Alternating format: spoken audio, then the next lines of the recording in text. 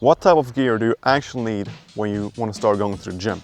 And which gear will help you later on when you do specific exercises? That's what we're going to talk about in this video. So if you're totally new to the gym, it's your first day, you don't need freaking anything. The only two things I would actually recommend you are a pair of freaking shorts or some type of trousers and a freaking t-shirt. This is actually the t-shirt I had the first day, my first gym day. That's the only two things you need, because I don't want to hear any excuses. You can wear whatever you want. It's your first day. You don't need nothing. They have this image in their head that everything needs to be perfect. They need to have the best freaking shoes out there. They need to look freaking amazing. They have the best water bottle, the best pre-workout meal, the best gym, the best friends. Everything needs to be perfect. That's wrong. Just get that idea out of your mind. Just take the things you have and go to the freaking gym. And if you now have decided you want to keep training, you're taking this more seriously, I would invest in some type of shoes. These are my first pair of shoes, and they look goofy as hell, I know. But what you should think about when buying a first pair of shoes is that they're comfortable, of course, and they have a flat sole. You don't want these lifters running shoes because they're going to make you unstable in a lot of different exercises. So some sort of flat sole shoe, like Vans shoes like these, real lifter shoes like these. Then I will also upgrade, maybe get some nice t-shirts. This is a compression shirt. They really make you boost your ego when you're looking in the mirror, but you gotta be lean to wear one of these. I would also add some type of long sleeve. I prefer these actually more than t-shirts.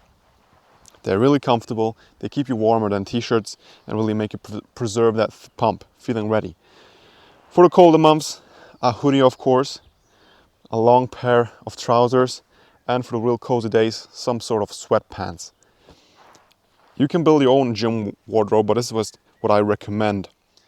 A couple of things that will make your gym life just better in general is something to write down the things you're doing. You can use an old paper and pen to write down the exercises, the sets, the weights, track freaking everything. It's gonna make you see a lot more progress. Or if you're more Gen Z, modern, you can take some sort of phone. Heavy is an app. A lot of different apps out there to track. And a pair of good headphones, especially if you're in a gym that's very busy, where you have this bad freaking radio music in the back. Get some good headphones that block out all the other noises and sounds. It's gonna make you focus so much better, and it's gonna be so much more enjoyable. Then, if you want to film yourself doing sets, doing PRs, you want some sort of tripod. You can buy some really cheap from Amazon. They're super small and compact, and you can just put them all there, and you got a freaking amazing. This one is actually a real classic from my grandfather. This one is real old, but it works pretty good. Another type of gear I think every gym goer should have is some sort of watch. I have two watches here. I freaking love watches. This is a Casio G-Shock. I've been training with this one like for 4 years now. It's still running really perfectly. This other one is a Seiko, new to my collection, but I freaking love how this looks. And both of these watches will be perfectly fine. And they are really good to, see how long you've been training for. Most people always got something to do after the gym. They also really, especially the G-Shock, you have different timers and stopwatches.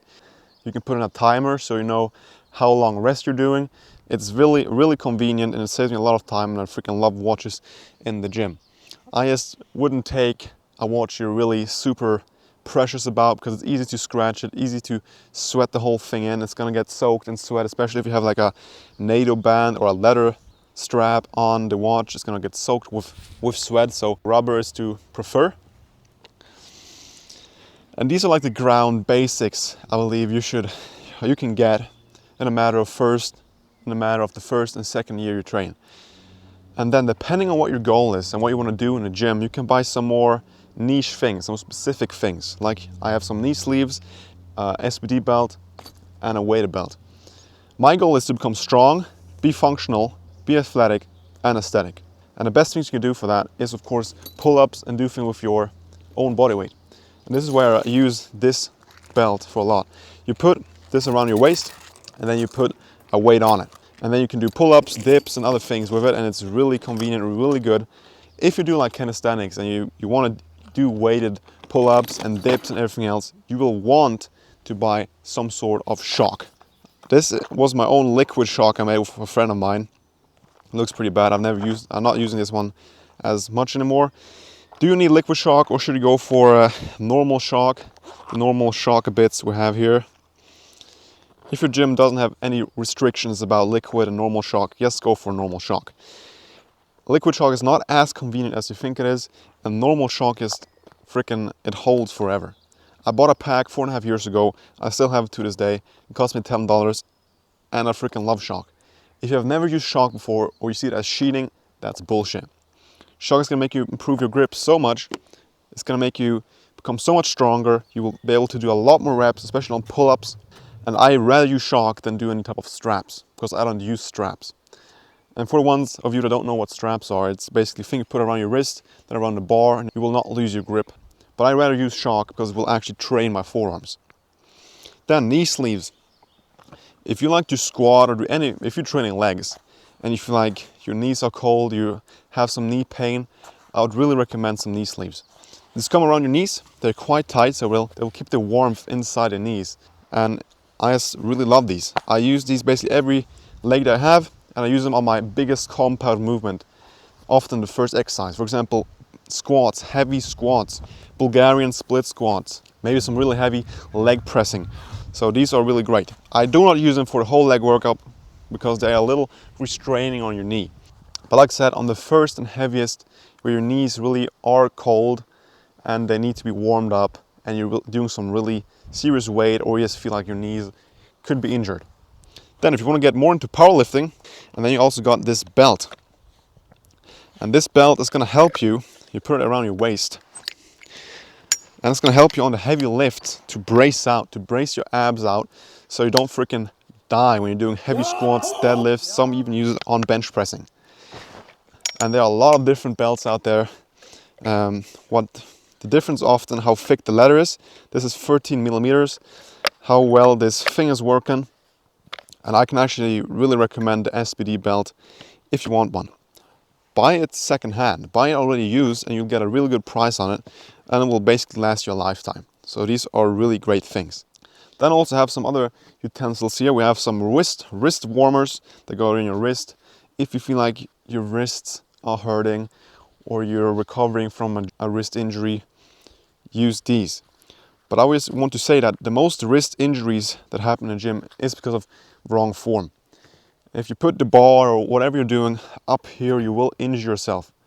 But if you put it down here on the bone, you can smash it all day and nothing will happen. All the impact goes straight through your forearm instead of your wrist. Another thing I want to talk about is protein powder. Do you actually need protein powder as a beginner lifter, or as a lifter in general? And I would say no. I don't believe in all these different supplements, in proteins, in creatine. You don't need freaking creatine to make progress. Look at me. I've never taken a single scoop of creatine. I don't barely use protein powder anymore. Because why should I use these supplements if I can eat real food instead and get it naturally? This is a product. This is not supposed to go into my system. Something is wrong. Why should I use this if I can use real food instead? So you do not need any supplements if you have the right diet, which I hope you have, because it's going to improve just how you look, how you feel, your performance, how your brain works. It's just freaking amazing. So thank you very much for watching this video. If you have any questions about the gear, or if you have some own recommendations, put them down in the comment section, and see you around.